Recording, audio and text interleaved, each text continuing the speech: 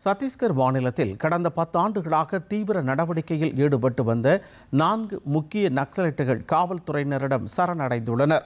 இதுகுறித்து செய்தியாளர்களிடம் பேசிய ராய்ப்பூர் ஐஜி அம்ரேஷ் மிஸ்ரா, நக்சலைட் ஒழிப்பு நடவடிக்கையில் மிகப்பெரிய வெற்றி என கூறியுள்ளார்.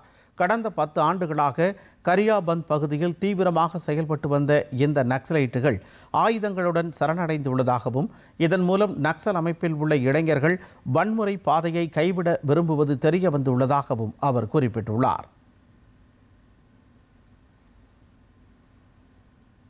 இதனையடுத்து ஆந்திர மாநிலத்தில் பாதுகாப்பு படை நடத்திய தேடுதல் வேட்டையில் மூத்த மாவோயிஸ்ட் தலைவர் கைது செய்யப்பட்டுள்ளார். அல்லூரி சீதாராமராஜு மாவட்டத்தில் நடைபெற்ற சோதனையின் போது பாதுகாப்பு படையினர் மீது மாவோயிஸ்ட் அமைப்பினர் துப்பாக்கிச்சூடு நடத்த முயன்றதுடன் தப்பியோடி விட்டதாக காவல்துறை கண்காணிப்பாளர் அமீர் பரத் தெரிவித்துள்ளார்.